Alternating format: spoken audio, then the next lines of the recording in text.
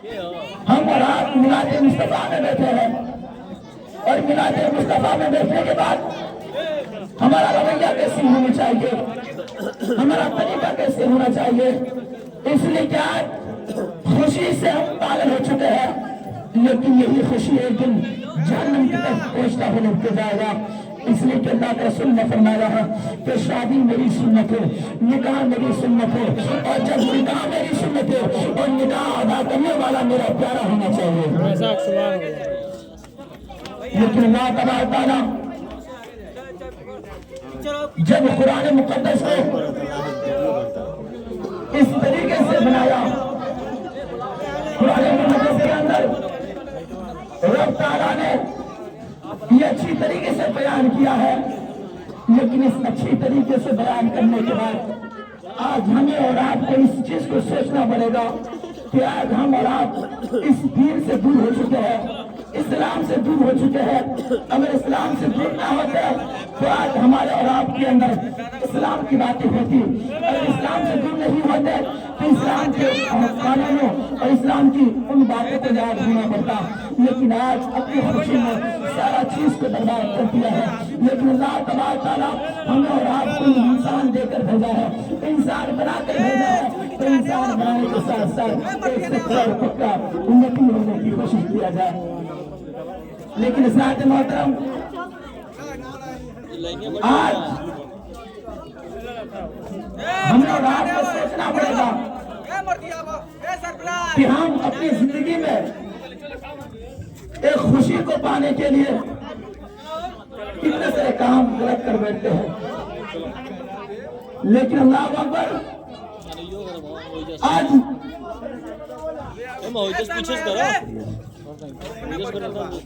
اللہ تبارک تعالیٰ نے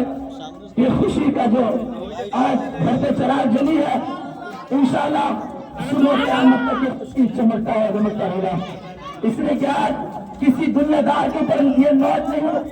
پھینک رہا ہے، کسی دنیا دار کے اوپر یہ موت کو چھڑ نہیں رہا ہے، بلکہ ایک عالم دین کے اوپر اس موت کو پھینک رہا ہے۔ لیکن اللہ اکبر، آج دنیا کے لوگ اور کسی کے اوپر ہونا چاہتا تھا، لیکن آج ہم اور آپ دیکھتے ہیں کہ ایک عالم دین کے اوپر پیسہ پھینکا جاتا ہے، پیسہ دیا جاتا ہے، لیکن حضرات محترم، اس پیسے کو ہم اور آپ احمد اس نظر سے دیکھیں کہ آج شادی کے موقع پر ان لوگوں نے جو محنت اور مشقت کے ساتھ جو کام کرتے ہیں، اس کام کو کرنے کے لیے آج ان بیٹا کی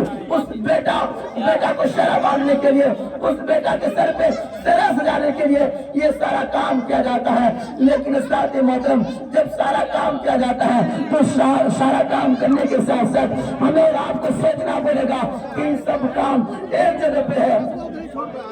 ان سب کام ایک جگہ پہ ہے، لیکن مصطفیٰ کی محنت ایک جگہ پہ ہے۔ لیکن حضرات محترم، آج جشن شادی خانہ آبادی کے موقع پر جو رسول اللہ کی محفل میں بیٹھے ہوئے ہیں، اس رسول اللہ میں میلاد مصطفیٰ میں بیٹھ کر ہمیں اور آپ کو یہی پیغام ملتا ہے کہ ہم کوئی اور نہیں بلکہ مصطفیٰ کے غلام ہیں، کوئی اور نہیں بلکہ مصطفیٰ کا نوکر ہے، ہم کوئی اور نہیں مصطفیٰ کی سنت کو ادا کرنے کے لیے ہے۔ لیکن حضرت محترم، جب مصطفیٰ کا نوکر ہم ہیں، جب مصطفیٰ کی غلام ہم ہیں، تو مصطفیٰ کے وہ قانون کو ہمارے اندر موجود ہونا چاہیے جو مصطفیٰ کریم نے شاہ فرمایا ہے، جو مصطفیٰ کریم نے بتا کر گئے ہیں۔ لیکن اس مصطفیٰ کی قانون کو آج ہم مناتے بھی ہیں اور ادا کرتے بھی ہیں، لیکن مصطفیٰ کی سنت کو چھوڑ کر اور مصطفیٰ کی سنت کو چھوڑنے کے ساتھ ساتھ ادا کرتے ہیں۔ لیکن حضرات محترم، یہ شادی خانہ آبادی کے موقع پر اللہ تبارک تعالیٰ جب ان کے صاحبزادے کے اور جو دلہن آئے گی اس دلہن کے لیے اور اس دلہا کے لیے نہیں پیغام دوں گا، نہیں کہوں گا کہ آج یہ ان کے بیٹے کے سر پہ جو سہرا سجے گی، اس سہرا کو دیکھنے کے لیے باپ کا بھی آنکھ سے آنسو آ جائے گا، اس سہرا کو دیکھنے کے لیے ماں بھی اپنے آنسو کو بہا دے گی، اس لیے کہ اس سہرا کو دیکھنے کے لیے، اس سہرا کو دیکھنے کے لیے بہن برسوں سے انتظار کیا کرتی تھی، اس صحرا کو دیکھنے کے لیے باپ برسوں سے انتظار کیا کرتا تھا، اس صحرا کو دیکھنے کے لیے ماں برسوں سے انتظار کیا کرتی تھی، لیکن میں اس دلہا سے کہنا چاہتا ہوں، اے میرے قوم کے اور میرے قوم کے نوجوان، جب تمہارے سر پہ صحرا سجتی ہے اور صحرا سجنے کے بعد تمہارے دل میں خوشی پیدا ہوتا ہے کہ آج باپ بھی خوش ہے، ماں بھی خوش ہے، بہن بھی خوش ہے، خاندان بھی خوش ہے، لیکن اس دلہا کو سوچنا پڑے گا کہ جب یہ خوشی آج میرے وجہ سے ان کو ملا ہے تو مجھ سے کبھی ان کو دکھ نہ ملے، مجھ سے ان کو کبھی تکلیف نہ ہو۔ لیکن آج قوم کے نوجوانوں کے دل میں 6 مہینہ گزرتے ہیں اور 6 مہینہ گزرنے کے بعد اس دلہا کے اندر باپ کے لیے نفرت پیدا ہو جاتا ہے، اس دلہا کے اندر ماں کے لیے نفرت پیدا ہو جاتا ہے، اس دلہا کے اندر بہن کے لیے نفرت پیدا ہو جاتا ہے۔ لیکن یہ نفرت کہاں سے پیدا ہو گیا؟ یہ باپ سے دشمنی کیسے پیدا ہو گیا؟ یہ ماں سے دوستی کے بجائے یہ نفرت کیسے پیدا ہو گیا؟ لیکن میں اس بیٹا سے کہنا چاہتا ہوں، اے میرے قوم کے بیٹا، جب تمہارے سر پہ صحرا سجتی تھی، جب تمہارے سر پہ صحرا سجا تو باپ الگ طریقے سے پیسہ لٹایا کرتے تھے، ماں الگ طریقے سے پیسہ لٹایا کرتے تھے، بہن الگ طریقے سے پیسہ لٹایا کرتی تھی، چچا الگ طریقے سے لٹایا کرتے تھے۔ معلوم میں پتا یہ چلا ایک بیٹا کو صحرا باندھنے کے لیے باہر سے بھی لوگ آیا کرتے تھے، ایک بیٹا کے سر پہ صحرا باندھنے کے لیے ماں بھی ایک برسوں سے انتظار کیا کرتی تھی، ایک بیٹا کے سر پہ صحرا سجانے کے لیے ماموں بھی آیا کرتے تھے، خالہ بھی آ گئے تھے، بلکہ پورے رشتہ دار آ کر یہ خوشیاں مناتے تھے۔ لیکن خوشیاں منانے کے بعد 6 ماہ گزرتا نہیں، سال گزرتا رہی، لیکن بیٹا کے دل میں وہ محبت ختم ہو جاتی ہے، ماں کے دل میں وہ محبت ختم ہو جاتی ہے، باپ کے دل میں محبت ختم ہو جاتی ہے۔ لیکن آخر یہ نفرت کا بیج کون بوتا ہے؟ آخر نفرت کا بیج کہاں سے پیدا ہوتا ہے؟ یہ نفرت کی بیج کہاں سے آ جاتا ہے؟ لیکن میں آپ کو بتانا چاہتا ہوں، جس طریقے سے ہم اور آپ ایک سنت کو ادا کرنے کے لیے باپ کو خوش کرتے ہیں، ماں کو خوش کرتے ہیں، بیٹا کو خوش کرتے ہیں، بھائی کو خوش کرتے ہیں، تب جا کے بیٹا کے سر پہ صحرا سجتی ہے۔ لیکن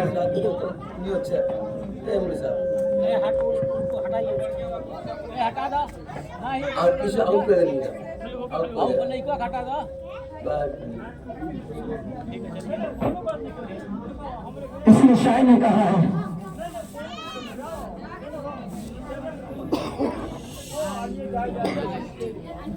بڑے جھولی درشم اللہ صلی اللہ علیہ وسلم سیدنا شفیعنا رسول اللہ صلی اللہ علیہ وسلم۔ اللہ تبارک تعالیٰ نے ہمیں اور آپ کو زندگی دیا ہے، تو زندگی کا کئی مقصد اللہ نے ہمیں اور آپ کو پیدا کر کے بنایا ہے، اس لیے کہ زندگی میں اللہ کو راضی کرنا ہے، مصطفیٰ کو راضی کرنا ہے، باپ کو راضی کرنا ہے، ماں کو راضی کرنا ہے۔ لیکن میں اس نوجوان سے کہنا چاہتا ہوں، اس نوجوان سے میں کہنا چاہتا ہوں، اے نوجوان، جس طریقے سے آج تمہاری خوشی پر یہ سارا کام کیا جاتا ہے، لیکن تمہارے دل میں بیوی آنے کے بعد باپ کا نفرت پیدا مت کرنا، بیوی آنے کے بعد ماں سے نفرت مت کرنا، بیوی آنے کے بعد بہن سے نفرت مت کرنا، بیوی آنے کے بعد بھائی سے نفرت مت کرنا، بیوی آنے کے بعد خاندان والوں سے نفرت مت کرنا۔ اس لیے کہ بیوی آنے کے بعد اکثر نوجوان کا دل کھل جاتا ہے، اکثر نوجوان کا دماغ پڑ جاتا ہے، اکثر نوجوان کا دماغ میں وہ ساس سسر کی محبت پیدا ہو جاتا ہے، اکثر نوجوان کے دل میں سالی سے محبت پیدا ہو جاتا ہے، بہن سے محبت ختم ہو جاتی ہے۔ لیکن میرے قوم کے نوجوانوں، ہم اور آپ کو سوچنا پڑے گا کہ اللہ تبارک تعالیٰ نے جس شادی کے لیے، جس خوشی کے لیے وہ سارا انتظام کیا ہے، اس بیٹا سے میں کہنا چاہتا ہوں، اے قوم کے اس بیٹا، جب تمہاری شادی اس طریقے سے ہوتا ہے تو تمہیں اس چیز کو جاننا پڑے گا کہ مجھ سے میرا ماں ناراض نہ ہو، مجھ سے میرا باپ ناراض نہ ہو۔ اس لیے کہ باپ کی جگہ وہ باپ کا جگہ دیا جائے، ماں کی جگہ کو ماں کی جگہ دیا جائے، بہن کی جگہ کو بہن کی جگہ دیا جائے۔ ایک سر پہلا کام تو یہ ہوتا ہے نوجوانوں کا کہ شادی ہونے کے بعد ان کا کھانا کا طریقہ پلٹ جاتا ہے، چینج ہو جاتا ہے۔ پہلے کھانا مانگا کرتا تھا ماں سے، پہلے کھانا مانگا کرتا تھا بہن سے، لیکن شادی جیسے ہو گیا ان کا ڈائننگ ٹیبل ان کا بستر ہو گیا، ان کا دسترخوان ان کے بستر ہو گیا، وہ ماں کی لذت ختم ہو گئی، وہ بہن کی لاڈلی پیار ختم ہو گئی۔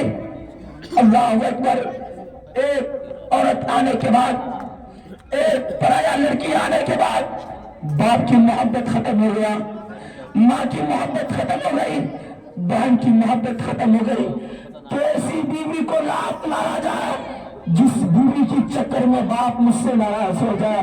जिस बीवी की मोहब्बत में माँ नाराज हो जाए, जिस बीवी की मोहब्बत में बहन को अलग तरीके से रोना पड़े। इसलिए बहन ने भी खुशियां मनाई थी कि मेरी भाभी आने के बाद मुझे रोना पड़े। इसलिए बाप तेरे सर पे कभी सहरा नहीं सजाया था कि सजाने के बाद बाप रोना जाए। बाप को अलग अलग ताबीज के चक्कर में पड़ा है, अलग अलग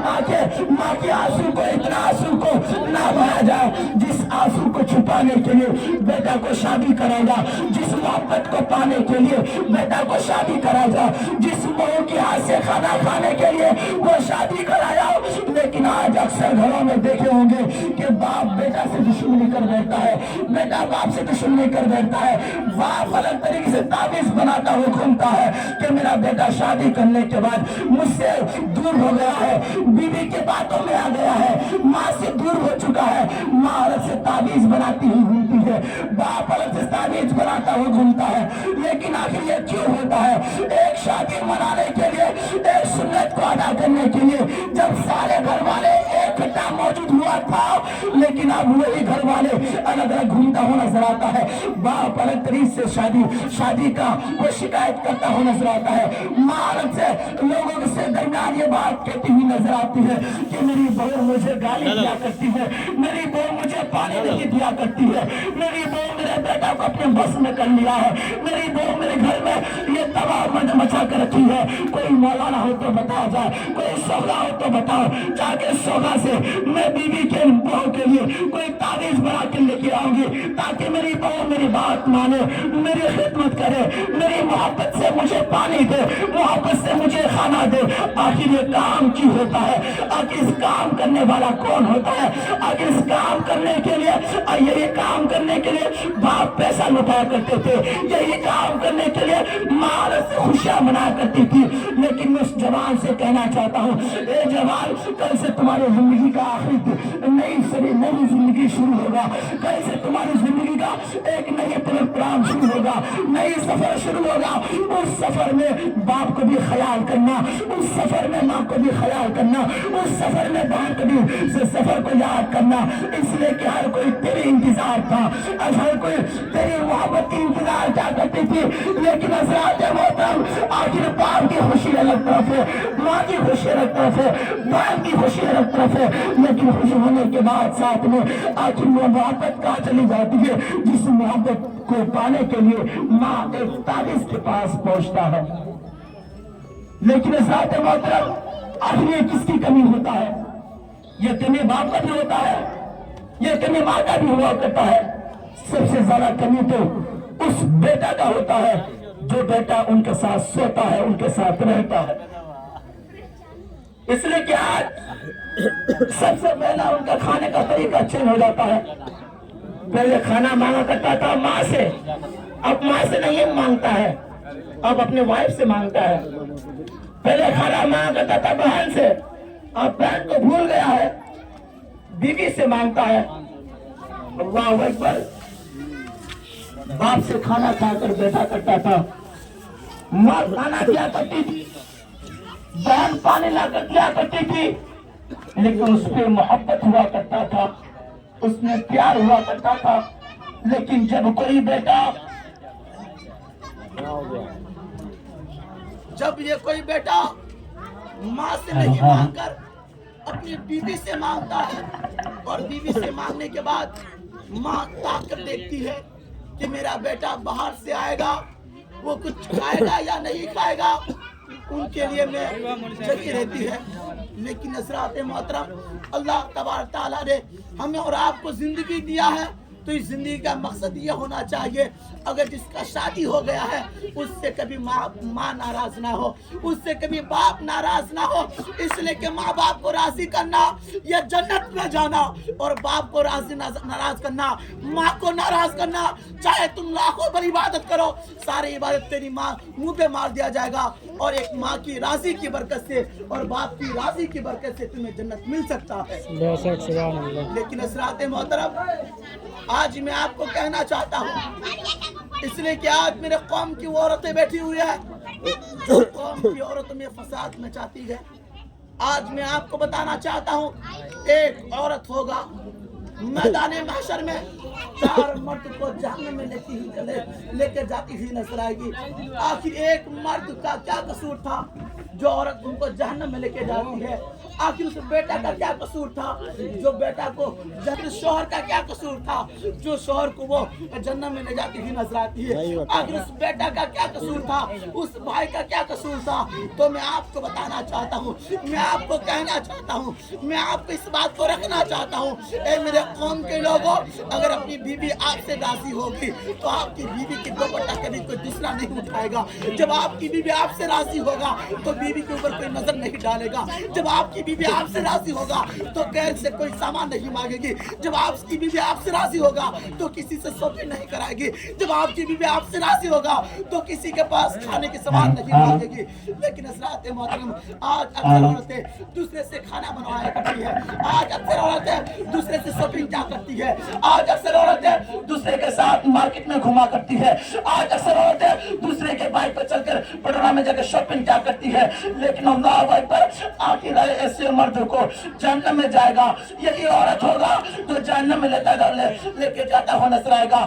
لیکن میں آپ کو کہنا چاہتا ہوں، آپ اپنی بیوی کو خیال کیجئے گا۔ جب آپ کی بیوی آپ کا خیال کرے گی، اور آپ کو بھی حق بنتا ہے کہ اپنی بیوی کا آپ کو خیال کرنا پڑے، لیکن حدیث مصطفیٰ میں ہے، آقا کریم ارشاد فرماتے ہیں کہ ایک عورت 4 مرد کو جہنم میں لے کے جائے گی۔ آخر وہ 4 مرد کون ہوگا؟ میں یہی آپ کو بتانے کے لیے آج گلسی پٹی سے آیا ہوں، اس لیے کہ آج ہمارے دل میں محبت تو ہوتی ہے لیکن دین کی محبت نہیں ہو پاتا ہے۔ آج آپ کے دل میں محبت تو ہوتی ہے لیکن ماں باپ کی محبت نہیں ہو پاتا ہے۔ اس لیے کہ میں آپ کو کہنا چاہتا ہوں، اے میرے قوم کے لوگوں، اپنی بیوی کی عزت ہم کرو۔ آپ کی بیوی کی عزت جب آپ کریں گے تو آپ کا عزت رب کرے گا، جب رب آپ کا عزت کرے گا تو آپ کی بیوی کی بھی سر کا محفوظ رہے گا، آپ کی بھی زبان محفوظ ہوتا ہوا نظر آئے گا۔ لیکن حضرات محترم،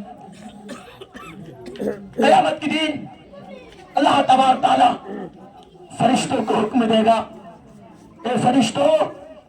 اس عورت کو گھسڑ کر جہنم میں لے کے جایا جائے، اس عورت کو جہنم کی طرف لے کے جایا جائے۔ جب عورت کو جہنم کی طرف لے کے جائے گا تو وہ عورت رو رو کر رب کے بارگاہ میں شکایت کرے گی۔ آخر شکایت کیا کرے گی؟ یہی آج بتانا چاہتی تو میں نہیں جانا چاہتی ہوں۔ تو فرشتے رب کے بارگاہ میں شکایت کرے گا، مولا، جس عورت کو تو نے لے جانے کے لیے حکم دیا تھا وہ عورت زمین کو چھوڑ نہیں رہا ہے، زمین کو وہ لپٹ کر پکڑ لیا ہے، وہ جانے سے انکار کر دیا ہے، وہ جانا نہیں چاہتی ہے۔ پھر عورت سے پوچھا جائے گا، اے عورت، آخر تمہیں کس چیز کی گھمنڈ ہے؟